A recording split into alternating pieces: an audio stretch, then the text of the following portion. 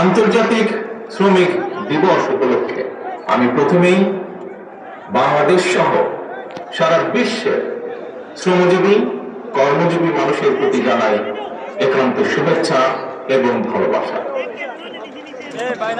18 কোটি বেশি মানুষের এই বাংলাদেশে বিভিন্ন সেক্টরে সব মিলিয়ে কর্মক্ষম শ্রমজীবী মানুষের সংখ্যা প্রায় 8 কোটি বা তারও কিছু বেশি।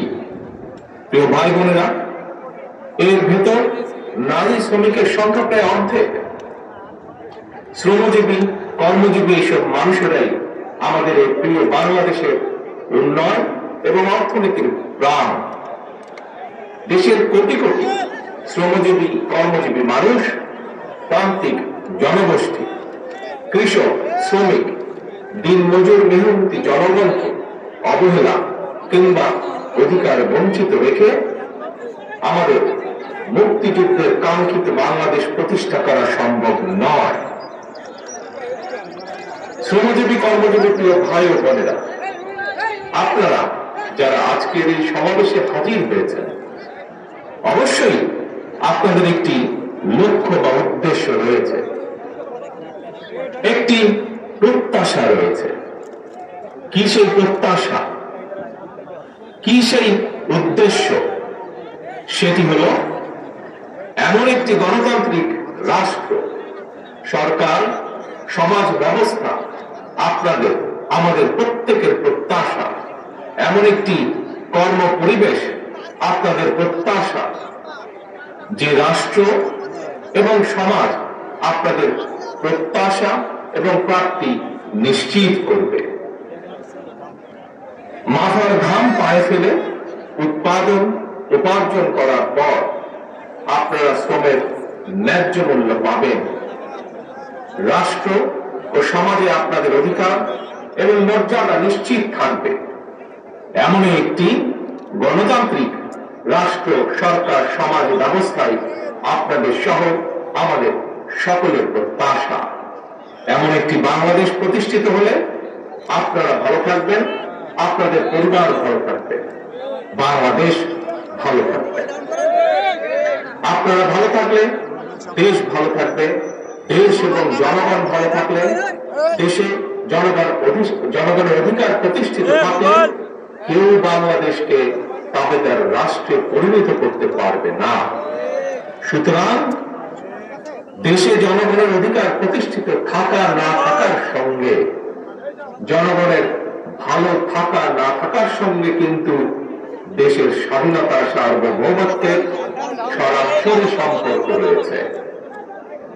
প্রিয় ভাই বোনেরা, আপনাদের ভালো রাখার জন্য, দেশ এবং জনগণকে নিরাপদ রাখার জন্য, জনগণের অধিকার সুপ্রতিষ্ঠিত রাখার জন্যই আমাদের এই রাজনীতি, বিএনপির রাজনীতি। আমাদের সকলের প্রিয় দল বিএনপির প্রতিষ্ঠাতা, বাংলাদেশের স্বাধীনতার ঘোষক শহীদ রাষ্ট্রপতি জিয়া রহমানের একটি কথা এই ক্ষেত্রে আমি স্মরণ করতে পারি। শহীদ জিয়া বলেছিলেন, আমাদের রাজনৈতিক দর্শন হল জনগণের কল্যাণে কাজ করা। প্রিয় ভাই বোনেরা, জনগণের রায় বিএনপি অনেকবার রাষ্ট্র পরিচালনার দায়িত্ব পালনের সুযোগ পেয়েছে। বিএনপি সরকার প্রতিবারই মানুষের অধিকার এর প্রতি সম্মান রেখে জনগণের কল্যাণে আন্তরিকভাবে দায়িত্ব পালনের চেষ্টা করেছে। এই কারণেই কিন্তু বিএনপির নেতাকর্মীদেরকে কখনোই দেশ ছেড়ে পালিয়ে যেতে হয়নি। প্রিয় ভাই ও বোনেরা, গত 1.5 দশকে স্বাধীন বাংলাদেশকে পরাধীনতার শৃঙ্খলে আবদ্ধ করে ফেলা হয়েছিল। দুর্নীতি, দুঃশাসন চালিয়ে পলাতক স্বৈরাচার জনগণের স্বাধীনভাবে বাঁচার অধিকার, ভোটের অধিকারকে কেড়ে নিয়েছিল, জনগণকে করেছিল ক্ষমতাহীন। হাজারো শহীদের রক্তের বিনিময়, বীর জনতার গণ অভ্যুত্থানে 5ই আগস্ট ফ্যাসিবাদের পতন ঘটেছে। কিন্তু ফ্যাসিবাদের পতন হলেও আজও জনগণের গণতান্ত্রিক রাজনৈতিক অধিকার এখনো সম্পূর্ণভাবে প্রতিষ্ঠিত হয়নি এবং এই কারণেই শ্রমজীবী কর্মজীবী মানুষ এখনো তাদের নির্বাচিত প্রতিনিধিদের মাধ্যমে নিজেদের দুঃখ দুর্দশার কথাগুলো সরকারের কানে পৌঁছে দেওয়ার সুযোগ পাচ্ছে না। প্রিয় ভাই বোনেরা, এক্ষেত্রে আমি আপনাদের সামনে একটি উদাহরণ তুলে ধরতে চাই।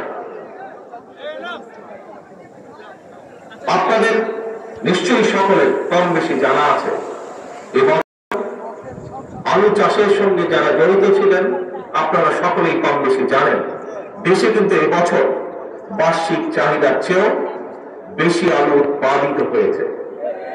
আলুর বাম্পার ফলনের কারণে কৃষকের মুখে কিন্তু হাসি ফোটার কথা ছিল, অথচ আলু উৎপাদন করে কৃষক ভাইরা এখন বিপাকে পড়েছে। একদিকে